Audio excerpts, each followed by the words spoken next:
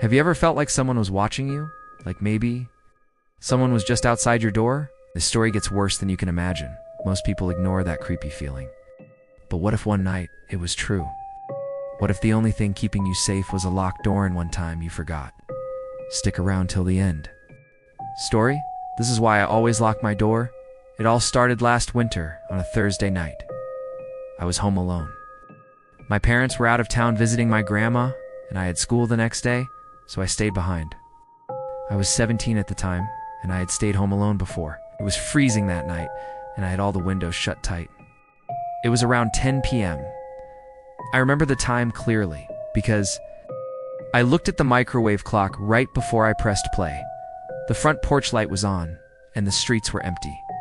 It wasn't loud, but it wasn't the house creaking either. It was like footsteps, slow. On the front porch, I paused the movie and sat still. Maybe it was the wind. Maybe it was just a branch. But the sound came again. I got up slowly and tiptoed to the front window. I peeked out from behind the curtain. We live in a quiet neighborhood where everyone knows each other. It's the kind of place where people forget to lock their doors. I used to be like that too. No big deal. A dirty old boot, and it hadn't been there earlier. But still, I backed away. The house was quiet, except for the sound of the wind outside. Locked. Good. That night, I made myself a bowl of popcorn and sat on the couch to watch a movie. Halfway through the movie, I heard something. Soft sound. Tap. Tap. Tap. Did you see someone? He asked, now fully awake.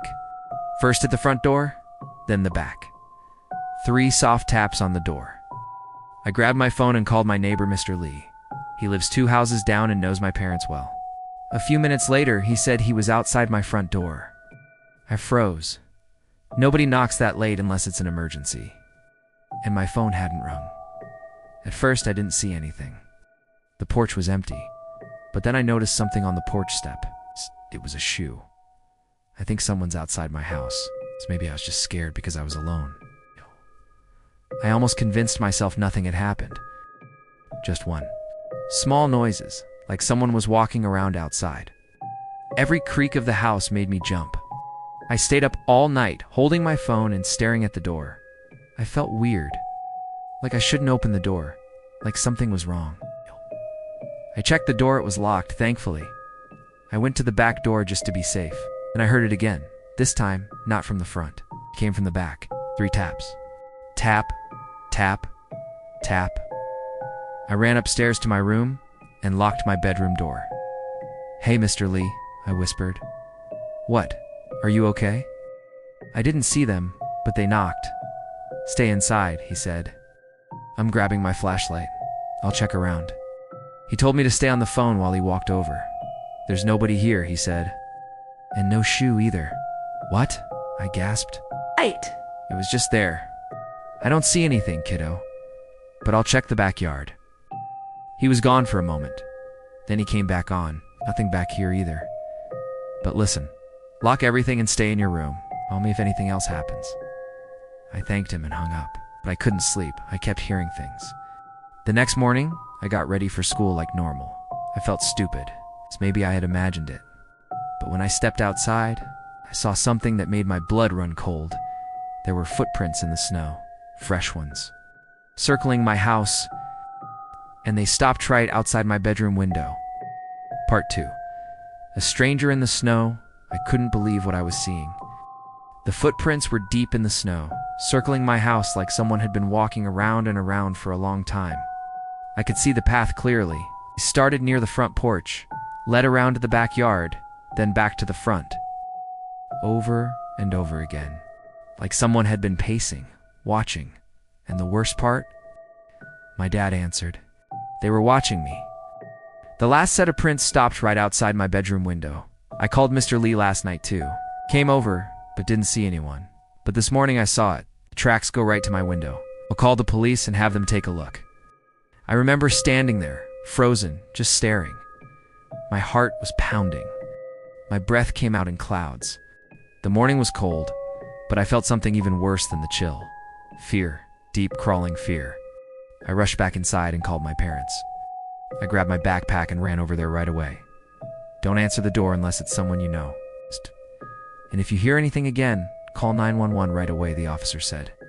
I woke up thirsty and went downstairs to get a glass of water.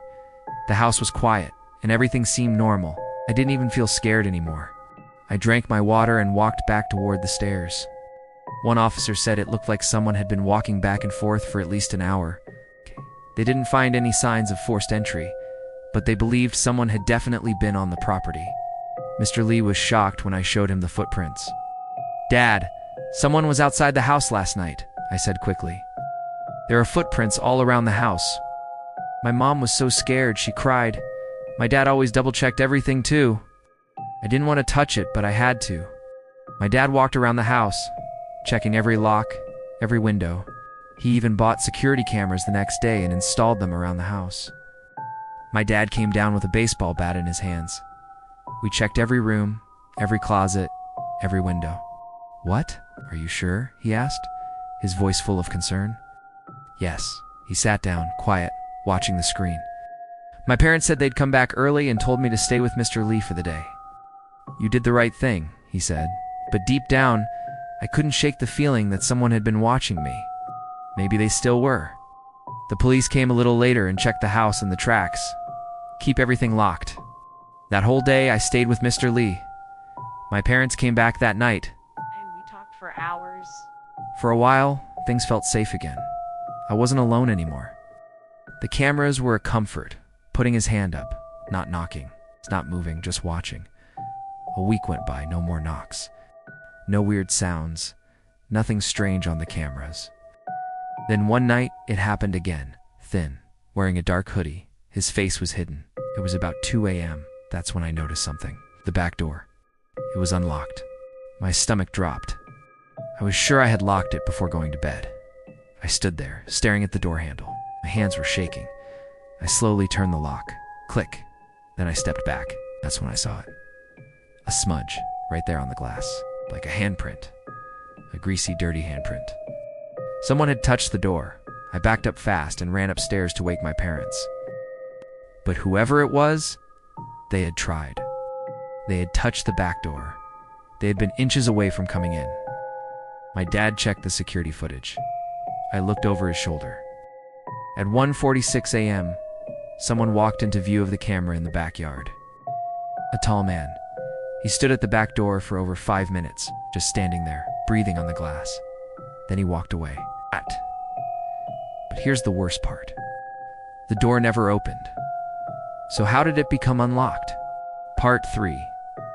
The final night after watching the security video, my dad sat there, frozen. He didn't speak for a while. How? How did the door get unlocked? I finally asked. He shook his head. I don't know, maybe we forgot. But I knew we didn't. I never forgot. Not after what happened the first time. My mom was scared out of her mind. That night, we pushed the couch in front of the door and kept the lights on. No one slept much. Every little sound made us jump. He also replaced the back door with a steel-reinforced one. My mom even put bells on the windows so we could hear if they opened. The next morning, my dad added extra locks, 3 of them. For a while, it felt safe again. But I still had this feeling, like someone was out there, watching, waiting. About 2 weeks later, on a Friday night, I stayed up late. Our parents had gone out for dinner and I was home alone. I wasn't really scared anymore. It had been quiet. Nothing strange for days. I even started to feel like maybe it was all over. I was in the living room watching TV when the lights flickered. Just once. Then again, I looked up. The whole house went dark. Total silence. I sat there for a second, trying not to panic. Then I heard it. I wanted to call my parents, but I didn't want to make any noise. I crept to the front window and peeked out. Footsteps, not in the house, saw on the porch, slow, heavy, 1 step at a time. I grabbed my phone and turned on the flashlight. Thin, tall, wearing the same hoodie. His face was still hidden in the shadows. I told them someone was on our porch, that he had a key, that he was trying to get in. At first I saw nothing. Then he stepped into the light. That same man from the video stood on the porch, just staring at the front door. Then he reached into his coat and pulled something out. Key. My heart was pounding so loud I thought he'd hear it. My whole body went cold. He had a key to our house. I didn't think I just ran. I ran upstairs and locked myself in the bathroom. I called 911 and whispered everything I could. The operator told me to stay calm. She said help was on the way. Then I heard it. It's the sound of the front door unlocking. Click. The door creaked open. Slowly. Then silence. I covered my mouth with my hand. The stairs creaked. He was coming up, one slow step at a time. I could hear his breathing now. It was raspy. Deep. Then he stopped, right outside the bathroom. He tried the handle. Locked. He knocked once. Then again. But he didn't say anything. Just stood there. Waiting. Suddenly, red and blue lights flashed outside. I heard him turn and run down the stairs. The front door slammed. I stayed locked in that bathroom until the police officer knocked and called my name. When I came out, they were searching the house. He was gone. Again. But this time, the police found something in the snow by the side of the house. A bag. Inside were photos. Pictures of me, sleeping, eating, watching TV. Dozens of them. Some were taken through the windows, but some were taken from inside the house. He had been in the house before. More than once that night, my parents moved us out. We stayed with my uncle for months until we sold the house. They never caught the man. We never found out how he got the key. But I learned something that year, something I'll never forget. You'll never know who's watching. You never know who has already been inside. Every night, every time, and that's why I always lock every door. Because once I didn't, and it almost cost me my life. If you're still watching, thank you for sticking around until the end. I know this story was intense. And trust me, it's one I'll never forget. The thought that someone could be standing right outside your door with a key, watching you while you sleep. It's the kind of nightmare that stays with you long after the video ends. I have more real, terrifying stories coming. Tales of intruders, haunted places, strange creatures, and unsolved disappearances. Some will keep you up at night.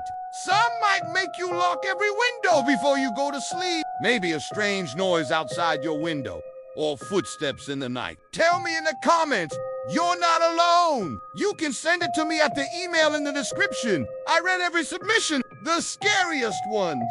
The ones that make me sleep with the lights on, those are the ones I bring to life here. Stay safe, lock your doors, and whatever you do, so many people have experienced creepy, unexplained things, and here on this channel, we share them.